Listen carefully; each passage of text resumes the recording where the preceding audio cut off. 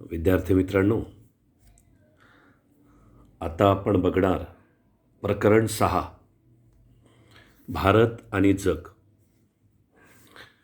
आपण भारत आणि जग या प्रकरणामध्ये विशेषतः भारताच्या परराष्ट्र धोरणाविषयी माहिती घेणार आहोत. भारताचं जे परराष्ट्रीय धोरण निश्चित झालं आणि नंतर ते अंमलात आलं, तरी यामागे काय पार्श्वभूमी होती, कोणकोणत्या घटना होत्या, भौगोलिक परिस्थिती भारताची याला कारणीभूत होती की नाही होती, सामाजिक परिस्थिती कशी होती, जागतिक काय स्थान भारताचं त्यावेळी होतं, या सर्व गोष्टींचा विचार आपण या प्रकरणामध्ये करणार आहोत. आणि पुन्हा भारताचे ज्या महासत्ता आहेत, अमेरिका आहे, रशिया आहे, चीन आहे, यांच्यासोबत कसे संबंध होते, आफ्रिका खंडातील देशांशी कशा प्रकारचे संबंध नंतर भारताने प्रस्थापित केले, आणि ही जी भारताची स्वातंत्र्योत्तर काळामध्ये एक परराष्ट्र धोरण, फॉरेन पॉलिसी निश्चित झाली, तर यामागे कोण होतं, हे सगळं याची माहिती आपण या प्रकरणामध्ये घेणार आहोत. तर भारताचा परराष्ट्र धोरणाचा जो उगम आहे तो स्वातंत्र्यपूर्व काळातच झालेला होता. कारण भारत जेव्हा ब्रिटिशांची एक वसाहत म्हणून होता, कारण आपण जवळजवळ 150 ते 200 वर्ष ब्रिटिशांच्या अंमलाखाली होतो, गुलामगिरीमध्ये होतो, त्या काळामध्येच भारताचा आंतरराष्ट्रीय संबंधामध्ये सहभाग होता. आंतरराष्ट्रीय नाणेनिधी आणि आंतरराष्ट्रीय पुनर्निर्माण आणि विकास बँक यांची निर्मिती जिथे झाली, त्या ब्रेटन वूड्स परिषदेमध्ये भारत सहभागी त्यावेळी झालेला होता, पारतंत्र्याच्या काळामध्ये सुद्धा. तसेच संयुक्त राष्ट्रांच्या सनदेला अंतिम स्वरूप ज्या सॅन फ्रान्सिस्को परिषदेमध्ये दिलं गेलेलं होतं, त्या सॅन फ्रान्सिस्को परिषदेमध्ये सुद्धा भारताचा काय होता, सहभाग होता. स्वातंत्र्यानंतरचे भारताचे जे परराष्ट्र धोरण आहे, हे काही बाबतीत ब्रिटिश धोरणाप्रमाणेच राहिलेले आहे, तर काही बाबतीत ते ब्रिटिश धोरणापेक्षा कसे आहेत, वेगळे आहेत. कारण जो चांगला भाग होता तो आपण ब्रिटिशांकडून घेतला, आणि जो ब्रिटिशांचा भाग आपल्याला नाही आवडला, पटला, तो भाग आपण सोडून दिला, आणि तिथे मात्र आपण आपला स्वतःचा काही धोरणात्मक भाग घेतलेला आहे. या प्रकरणाच्या सुरुवातीला आपण भारतीय परराष्ट्र धोरणाची उद्दिष्टे आणि तत्त्वे, तसेच परराष्ट्र धोरणावर परिणाम करणारे घटक, हे दोन्ही समजून घेणार आहोत. तर प्रथमतः आपण आता बघणार आहोत भारताच्या परराष्ट्र धोरणाची उद्दिष्टे. तर आंतरराष्ट्रीय शांतता आणि सुरक्षा कायम ठेवणे हे भारताच्या परराष्ट्र धोरणाचे एक महत्त्वाचे उद्दिष्ट आहे.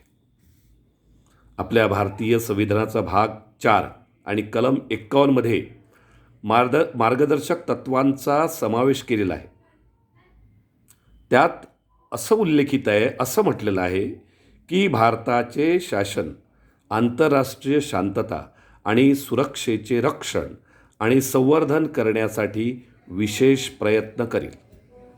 म्हणजे आपल्या लक्षात एक येतं की भारताला आंतरराष्ट्रीय शांतता आवश्यक होती, नाही का? म्हणजे भारताचं धोरणच असं राहील की सर्व जगामध्ये शांतता प्रस्थापित होईल, आणि त्या शांतता प्रस्थापित करण्याला भारताचा पाठिंबा असेल, आणि सुरक्षा, तिचं रक्षण करणे आणि संवर्धन करण्यासाठी भारत विशेष काय करेल, प्रयत्न करेल, असंच भारताचं आंतरराष्ट्रीय धोरण असणार आहे. तसेच स्वातंत्र्य मिळाल्यापासूनच आंतरराष्ट्रीय राजकारणातील एक महत्त्वाची सत्ता बनून प्रभावशाली भूमिका पार पाडण्याच्या आकांक्षेचाही भारताने नेहमी काय केलेला आहे, पाठपुरावा केलेला आहे. की स्वातंत्र्य मिळाल्यापासूनच भारतानं आंतरराष्ट्रीय राजकारणामध्ये एक महत्त्वाची सत्ता बनून एक प्रभावशाली भूमिका कशी पार पाडता येईल, नाही का, याचा नेहमी प्रयत्न केलेला आहे आणि त्या दृष्टीनं पाठपुरावा पण केलेला आहे. भारताच्या परराष्ट्र धोरणाच्या उद्दिष्टांमध्ये देशाचे सार्वभौमत्व म्हणजे काय, तर देश स्वतःचे निर्णय स्वतः घेऊ शकेल. कुणाचाही दबाव त्या बाबतीत देशावर असणार नाही.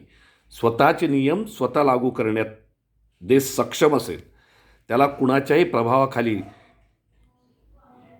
वेगळा नियम लावण्याची गरज किंवा अंमलात आणण्याची गरज राहणार नाही. म्हणजे देश स्वतःचे नियम आणि स्वतःचा राज्यकारभार स्वतः बघू शकेल, अशी स्थिती त्याला म्हणतात सार्वभौमत्व. म्हणजे आपण मुक्त असतो, मोकळे असतो आपला निर्णय घेण्याकरता देशाच्या बाबतीमध्ये. अशी स्थिती त्याला म्हणतात सार्वभौमत्व. आणि एकात्मता यांचे रक्षण करणे. आर्थिक वृद्धी म्हणजे आर्थिक विकास. वृद्धी म्हणजे काय, विकास. आर्थिक म्हणजे पैशाच्या बाबतीमध्ये आणि विकासाला चालना देणे. व्यापक अर्थाने राष्ट्रीय सुरक्षेचे जतन करणे, नाही का, आणि एक व्यापक दृष्टिकोन घेऊन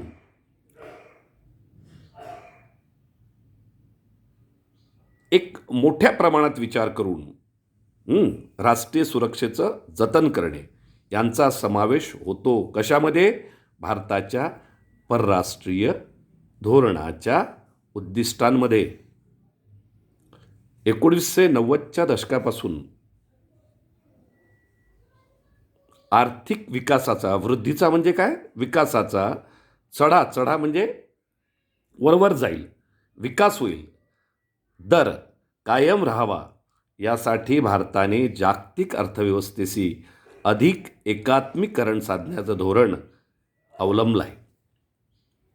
अधिक एकात्मीकरण म्हणजे जागतिक अर्थव्यवस्थेशी अधिक जवळ येऊन त्यांच्याशी सलोख्याचे संबंध साधण्याचा प्रयत्न भारतानं केलेला आहे. तशा प्रकारचं धोरण भारतानं अवलंबलेलं आहे. या कारणामुळे शेजारी देशांबरोबर चांगले संबंध राखणे, क्षेत्रीय गटांबरोबरील, उदाहरणार्थ आसियान, युरोपीय युनियन हे क्षेत्रीय गट आहे की नाही, संबंध बळकट करणे, हिंदी महासागर क्षेत्र आणि इंडो पॅसिफिक क्षेत्रामध्ये शांतता आणि सुव्यवस्था राखणे ही देखील समकालीन भारतीय परराष्ट्रीय धोरणाची महत्त्वाची उद्दिष्ट आहेत, नाही का. म्हणजे एकंदरीत आपण बघितलं तर भारताला कोणत्याही देशाशी वाद करण्याची इच्छा नाही. कुठल्याही देशाशी सलोख्याचे संबंध असले पाहिजे, प्रेमाचे संबंध असले पाहिजे, सहकार्याचे संबंध असले पाहिजे. अशा प्रकारची भारताची काय आहे, परराष्ट्रीय नीती आहे. आता यानंतर बघणार आपण भारताच्या परराष्ट्र धोरणाची तत्त्वे काय आहेत, नाही का. ज्या भरोशावर हे परराष्ट्र धोरण भारताने निश्चित केलेलं आहे ती तत्त्वं काय आहेत. तर भारताच्या परराष्ट्र धोरणकर्त्यांना काही मूलभूत तत्त्वे नेहमीच मार्गदर्शक राहिली आहेत. आणि ही मूलभूत तत्त्वे कोणती आहेत बघा, ती खाली दिलेली आहे बघा. 1. राज्यांची सार्वभौम समता. सार्वभौमदृष्ट्या सर्व राज्य कशी आहेत, सारखी आहेत, समानता आहे की नाही, राज्यांची सार्वभौम समानता. 2. सर्व राज्यांच्या सार्वभौमत्वाचा आणि प्रादेशिक एकात्मतेचा आदर. कोणत्याही देशाच्या, कोणत्याही राज्याच्या सार्वभौमत्वाचा आणि प्रादेशिक एकात्मतेचा अनादर केला जाणार नाही भारताकडून. हे तत्त्व आहे भारताचं. सर्व देशांना भारत हा आदर देईल, त्यांच्या सार्वभौमत्वाला आणि प्रादेशिक एकात्मतेला. 3. इतर राज्यांच्या अंतर्गत बाबींमध्ये हस्तक्षेप न करणे. जे इतर देश आहेत, इतर राज्य आहे त्यांच्या अंतर्गत बाबी ह्या त्यांच्या स्वतःच्या आहेत. त्याच्यामध्ये भारताने हस्तक्षेप करू नये हे भारतीय परराष्ट्र धोरणाचं काय आहे, तत्त्व आहे, नाही का. कुठलाही देश त्याचा अंतर्गत मामला आहे ना, तो स्वतः बघेल. भारताने त्याच्यामध्ये लक्ष कधीही घातलं नाही.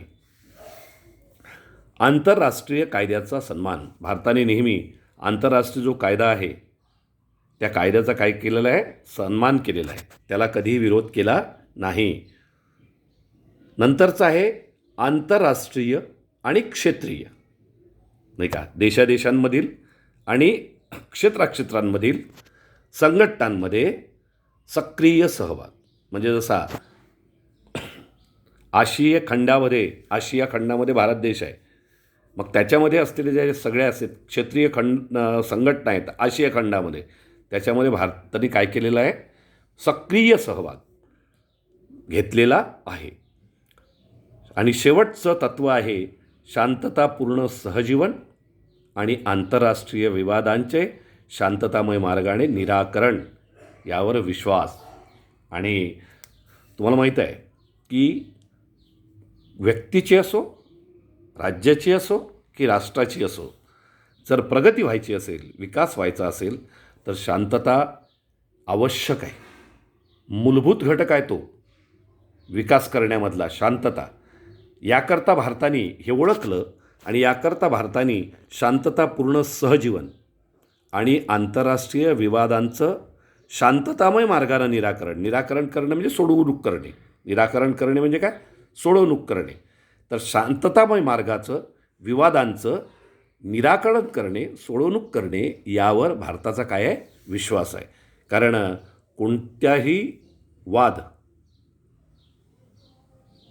कोणतंही भांडण हे भांडण करून सुटत नाही, तर शांततामय मार्गानंच ते सुटू शकतं. यावर भारताचा काय आहे, विश्वास आहे. 7 सप्टेंबर 1946 रोजी ऑल इंडिया रेडिओवर दिलेल्या भाषणामध्ये पंडित जवाहरलाल नेहरू यांनी भारतीय परराष्ट्र धोरणाची वैशिष्ट्य स्पष्ट केलेली आहेत. त्यावेळी ते म्हणाले होते की ज्यांच्यामुळे भूतकाळात जागतिक युद्धे झाली आणि जे भविष्यात त्याहूनही मोठ्या विनाशास कारणीभूत ठरतील अशा परस्पर विरोधी लष्करी करारांच्या आणि गटांच्या राजकारणापासून आपल्याला शक्यतोवर दूर ठेवावे असे आम्ही प्रस्तावित करत आहोत. म्हणजे भारताने पहिलेच सांगून दिलं. भारताचे पहिले पंतप्रधान कोण होते, पंडित जवाहरलाल नेहरू यांनी पहिल्या भाषणातच सांगितलं आहे की भारत हे जे गट आहेत जगामध्ये, अमेरिका, सोव्हिएत रशिया यांच्यापासून कसा असेल, दूर असेल. वादापासून, भांडणापासून दूर असेल. त्याच्यामध्ये तो सहभागी असणार नाही. तर तो काय करेल, तर हे जे वाद आहेत हे सोडवण्याचा प्रयत्न करेल. आणि ते कोणत्या मार्गाने, युद्ध करून अजिबात नाही, तर शांततामय मार्गाने. इंग्लंडबरोबर मैत्रीपूर्ण संबंध राहतील अशी आशा व्यक्त करून त्यांनी अमेरिका आणि सोव्हिएट रशिया यांनाही मैत्री करण्यासाठी आमंत्रित केले, नाही का. इंग्लंडने भारतावर 150-200 वर्ष अत्याचार केला, पण त्याच्यासोबत संबंध कसे ठेवायचे, भारताला मैत्रीपूर्ण सलोख्याचे संबंध ठेवायचे आहे. त्यांनी आपल्यावर अन्याय केला म्हणून आपण त्यांच्यासोबत वैरत्वाने वागणे हे भारताला मान्य नाही. आणि त्याचसोबतच अमेरिका आणि सोव्हिएट रशिया ह्या ज्या दोन त्यावेळी महासत्ता होत्या यांनाही मैत्री करण्यासाठी भारताने काय केलं, आमंत्रित केलं. आता आपला महत्त्वाचा शत्रू